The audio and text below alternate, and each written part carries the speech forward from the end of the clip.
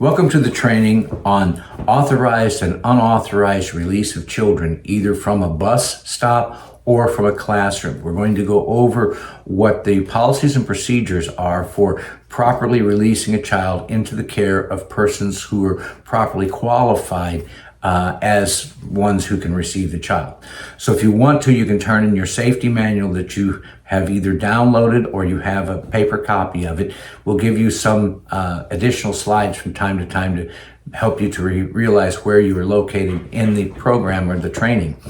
So on the first page, on page 65, you should find the top of the heading says authorized release of children, and it says transportation, and then you find 5 columns. The first column says performance standard strategy. Now, you may be familiar with the performance standards. They are these right here, and this is the actual statutes or the laws for Head Start. So what we're going to look at is on the left column, this is the particular policy, or the standard rather, set by the federal government that's required for proper release and care of a child.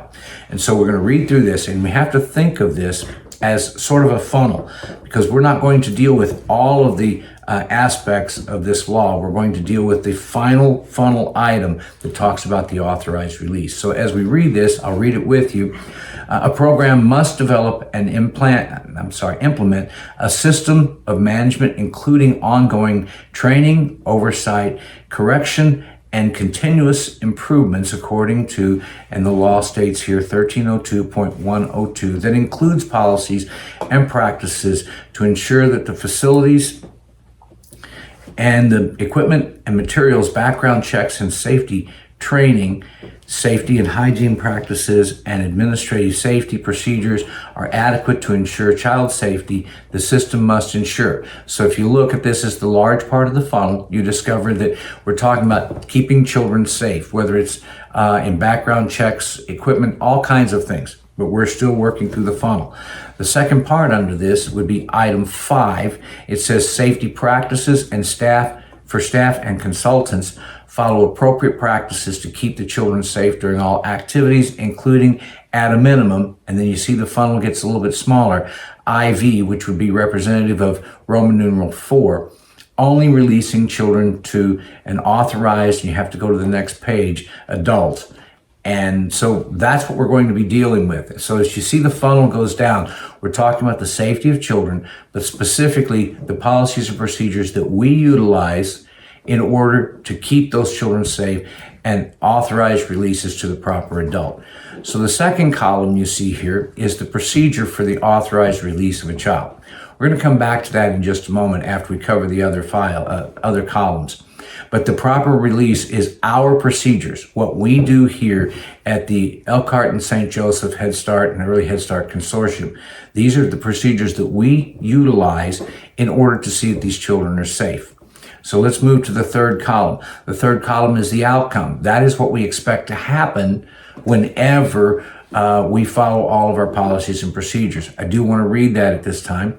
To release children only to persons listed on the emergency contact information listing, using redundant procedures to ensure safety. Implementation of the following policies and procedures: the transportation manual, which has pages 19 through 26, the release of authorized adults, which is what we're going to cover today, but that's in the manual, and the policies, policy number 5, in the policies and procedures, and transportation policy number 6. We'll cover some of those items in this training. On the far right, the responsible persons. These are the people who are responsible for seeing that these policies are implemented. The HR manager is, of course, working with you to make sure that you're following all policies and procedures. The IRSIA manager, that team in IRSIA is designed to make sure that all children are properly enrolled and all contact people are placed on the contact list. Any change of status that takes place, they make sure that those changes take place. The transportation manager oversees the bus routes and also making sure that you get your 1520s turned in and given to you. As a bus driver, if you're the bus driver, you're the one that's making sure the policies and procedures are followed. As well, a bus monitor is one who's making sure the policies and procedures are followed. Finally, evaluation is what we do to make sure that we're actually accomplishing the task we've set before ourselves. And that is, we have sign-in sheets for training. That establishes that we had the proper training techniques and the proper training was provided to you about each of the policies and procedures. So we have sign-in sheets that we ask to show that you've properly attended. Plus, we have bus manifests. That tells us what children were on the bus, off the bus. We reconcile those with other forms and the contact list, and that helps us to make sure that we've properly signed the children in, signed them out, and we can keep track of who was on the bus, when and how they were released, and to whom they were released. Monitoring daily until deficiency is cleared. That's what we're doing right now. We're checking all of our systems to make sure that we're following the policies and procedures, and in fact that these policies and procedures actually work. And then the fax managers will create a report through Child Plus that will help us to monitor any type of unauthorized or incident released. And we'll talk about what an unauthorized release is and how we authorize a person to become authorized in the event of an emergency. So let's go back to the second column, because this is the part that your training is really about. It's the policies and procedures that we follow and we've implemented so that we can have a safe release of children to the authorized persons. So in the first column, or second column, as we read this, we release a child. All children will be secured in an appropriate safe child restraint seat. And the first parts are that we're making sure that they're already properly restrained. We're going to kind of slide through this rather quickly. And it's putting the baggage process together and making sure that the baggage is placed in the right place. The bus routes, that's item 3. Ensure that the parent understands. Item 4, let's make sure we walk through this slowly. To ensure each parent understands Head Start policy regarding transportation, the policy will be explained during the home visit and or parent orientation and follow-up during the school year at the site meetings. I want you to understand, if you're a bus driver or a bus monitor, the parents should have already been trained on this, and additionally at the home site, when they had this opportunity to receive this training and explanation, they have to sign off a document stating that they did receive it. So if you have to correct a parent out in the field for the proper way to receive a child off of the bus, such as not picking them up off the bottom step, not letting them jump, not letting them walk down the stairs without touching the handrail, if we help the parents to understand and they have any type of pushback or saying that they don't want to do it that way, you simply should be able to say, well, now remember you signed that you agreed to this, and we're just following the policies and procedures. Item number 5 is, of course, parents, including self-transport, will be asked to sign verify that they have read the document. That's what I just spoke to you about, and that they understand our policies on hand-to-hand contact, receiving a child with transfer of hand from the bus monitor to the parent, or from the teacher to the parent, or from the fax to the parent when we release a child. And we call them by name so that we have the right child. Finally, item number 6, children will participate in Safety SAM transportation curriculum, which means we're going to provide them with this teaching and training about what it means to be safe, and we do that in the classroom, and it's called Safety SAM. So let's talk about our safety protocol here for the authorized release of children. By now you should be on page 66. We've dropped down in this same column. You notice the other columns are empty. That's because we're still following the procedures that are set forth in the first column by the standards that we read. The same persons are responsible all the way through, but this column continues to flow downward as we explain each step that we're taking and how we're taking them. It's important for me to slow down right here and remind you that these steps are not something that can be sidestepped. If you feel that you can do it a better way, you don't have that option, because we've set these forth. We've set them before the federal program officers and made sure that they've been approved. So what you're working in are the approved policies and procedures that keep us in line with the performance standards. Should we be violating these performance standards by not following our policies and procedures, we place ourselves at risk of having a brand new deficiency, or even worse, having a child that is not properly and safely released in the manner that would be prescribed for the safety of the child. So let's return to these protocols. Item number 1 says children will only be released to an authorized adult listed in the contact information sheet. That's the 1520, and so you know who's the authorized adult because they're on your list.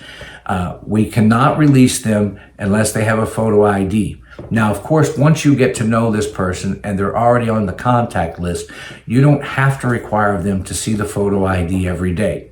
However, they should be ready to present the photo ID should you have a substitute driver or a substitute monitor or a substitute teacher. So don't tell your parents that they no longer need to bring their ID, because it could be that you're out for a day or a different bus transfers and they have to ID them. So they have to get into the habit of always having their photo ID.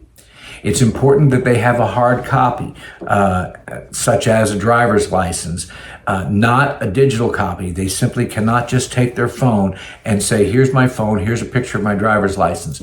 The federal government feels that it's too easy to manipulate a picture and make it look like somebody else without having the hard copy. You see, of course, a hard copy ID usually has that hologram that you can see. It's different. So we need you to properly identify them with a proper photo ID. Now, again, 2 things. It says photo ID. Some people have been concerned if it's an invalid driver's license, say it just expired. It's not our job to determine whether it's valid or not to drive a car, only whether or not it's the proper identification for the person who's showing it to you. So if they have a photo ID and everything else seems to be in place, but it simply happens to be out of date for driving, that's an Indiana state problem. That's not our problem. We've identified them properly. So let's move on. The second item is that the authorized adult must present a photo identification with the name to reconcile with the contact sheet. It has to be a person who's on the contact sheet. You can't simply say, well, I'm his brother, I'm his sister, or someone else. They have to be on our contact sheet when they present their photo ID. And no, they cannot present someone else's photo ID on the contact list and say, they just gave me their ID so I could come out and get the child. That doesn't work. It has to match the person that is receiving the child. Item number 3, now on page 67, Head Start staff must ensure that the parent authorized adult's photo ID is reconciled with the contact information. So, of course, it does have to match the proper contact information. And number 4, staff will only release the child to a parent or authorized child that's on the list. It is possible that someone could show up that is not on the contact list and even be carrying a birth certificate and say, look, I am a birth parent. If they're not on the contact list, it is not your responsibility to try to figure out how come they're not on the list. If they're not on the list, simply say the rules say I can't release the child to you. And yes, the child would remain on the bus or in the classroom until we can determine the next procedure. It is possible with proper phone calls, we'll cover this in a few minutes, that this person can be authorized to pick the child up. But at this moment, they are an unauthorized person, not on the contact list, so you cannot release them. Let's move to the second item, because out on the bus, we do release children to daycares. Daycares often have employees that are unavailable to run out, so we can't have a specific person at the daycare that's going to always be the same person that comes out. So what we have is a different program for authorizing the daycare centers, and that is this. The process is, starting at number 1, the daycare will receive a request for the number of badges that they would like to have that's an official Head Start badge with the blue lanyard. And so what happens is they will have the tag that says on the tag, just like your Head Start lanyards, it will have the name of the daycare or preschool. It will have their address, and it will have it be printed by us and with our lanyard. They must be wearing that lanyard when they come out to pick up the child. And so we are going to offer multiple lanyards because certain schools need different people who can come out. If they're not wearing the lanyard, send them back in. They must get one and come back out. That is their ID. It will not have a photo of them on there, but each daycare has been required to sign an MOU that they will keep these name tags or these identification tags secure. And even in the event, in the MOU, should they lose or have one stolen, we will replace them. They will be dated for 1 year, but should we have to replace somebody's photo or contact ID in the middle of the year, it will have a new color. And so the old ID will be easily identified as trash. They will be asked to get rid of them. The new ID will replace it. And that way we will be able to secure that they're only using new and up-to-date IDs. And so that way, from a distance, you won't have to read the date every time, because you'll know the color of the ID identifies whether or not it is valid. So they will be updated annually. At the end of the school year, they will expire. And at the beginning of the pickup time, we will reissue new IDs. And they are made by Head Start, and we will make sure that they have the number of IDs that they need. So let's move to item number 2. Each badge will contain the daycare center's name, address, and the annual time frame which it is valid, and must be attached to the Head Start lanyard. So should they be separated, they are invalid. The third thing, badges are reissued each year, and you can see that. I've already talked about that. And finally, daycare staff, item number 4, must present the badge and lanyards to the bus driver and the monitor at the time of the release of the child or children into their care as the authorized release contact person. Anyone not presenting a badge will be considered an unauthorized attempt to pick up the children and will not have them released to them. Item number 5, the emergency child release procedure may be utilized in this sense. So if for some reason that all the lanyards were stolen, something happened, we will fall back to our emergency release process, and we'll work through that. We'll cover that in the next part of the training coming up. So the emergency child release procedures are as follows. We're now moving on to page 69 in this book, and these procedures are the same whether they're self-transporting or riding the bus when we release a child to someone who does not happen to be on the contact list. Our manner for securing this is that we start with an understanding.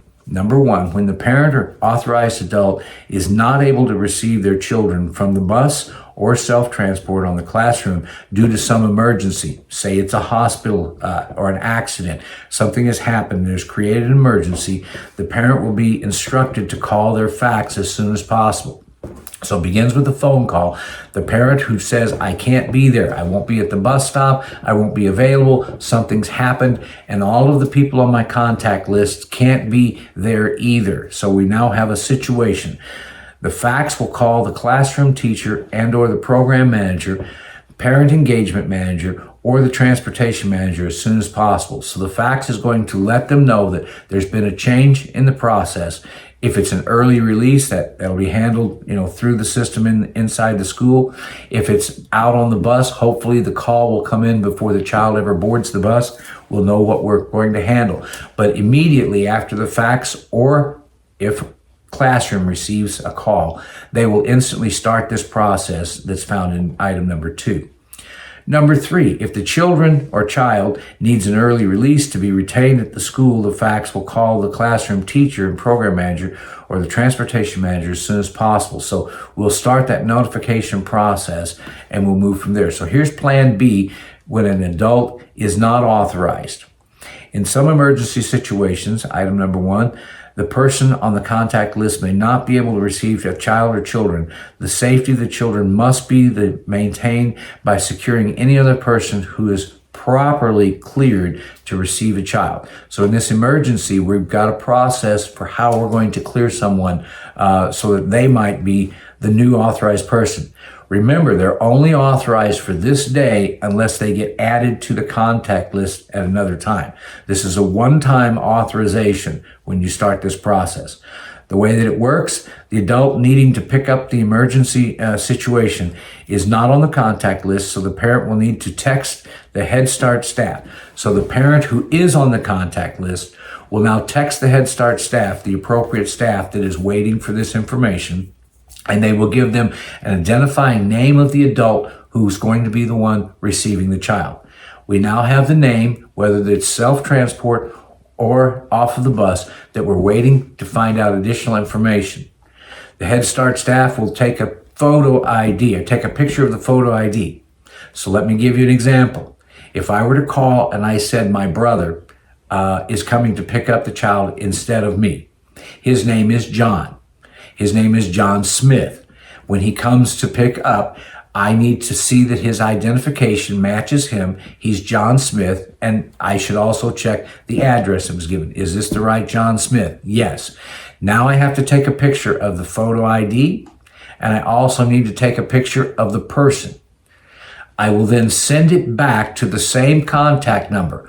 Only the contact numbers that we have listed, not some new number, but only the contact number that called us that was on our contact list, or a parent or an authorized person who is already on the contact list. They must be the one who authorizes this person, and they must be the one who identifies this person. So let me read now the item number 3. The Head Start staff will take the photo ID and send it to the parent or the authorized adult. Item number 4, the contact number, I just said this, must be on file with Head Start for identification. This will ensure that the release is properly verified and that the staff will take a picture of the unauthorized adult and send it to the parent to ensure reconciliation of proper release has occurred. So you're taking a picture of the person and their photo ID, you're sending it to the person who's saying they can't make it, and you're going to ask them, is this the person that you have approved, authorized? The process then is going to be recorded or considered what we call an event. It must be put into Child Plus, and you'll take a screenshot of everything that you did, a screenshot of the text, a screenshot of the pictures. It'll all be put into this event, and the event is called the Emergency Child Release. That's what the event is titled. I know that teachers cannot access Child Plus, but you'll turn over, if you happen to be the one working through the process, you'll turn all this information over to your fax. They will put it into an event, Emergency Child Release event.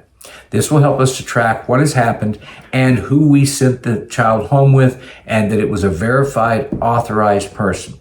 We now move to page number 71. The child who's unable to be delivered. So that's our methodology completely for how we take care of releasing a child to someone who was previously unauthorized. Now let me stop here for a moment. That is a one-time occurrence. Tomorrow, if the same person, John Smith, shows up again, even though he has his ID and you know him, they are still an unauthorized person if they have not been added to the contact list. If you have not received a 1520, if you have not received contact from a Head Start office saying that they've been added to the contact list in some manner, they are not free to pick up another day. You must go back through the process again and reauthorize them. I know they may be upset or troubled, but the authorization is a one-time authorization until they've been added to the contact list. Because if the emergency goes away, then we cannot just continue to add them and do it on our own. We must flow through our other processes to make sure that they are adequately added to our contact list. So, of course, if we could not release a child, we step into the latter part of this training is the child that's unable to be delivered at their home. We will follow the same processes that we always followed before. And if you're a new employee, these are not new processes. You'll recognize the previous set of processes were all underlined and shaded and bolded because we want to make sure that whether you're a new employee or a long-standing employee, that you understand this is the process that we are following from these days forward. So at this point, I do want to cover what happens if we have an undeliverable child.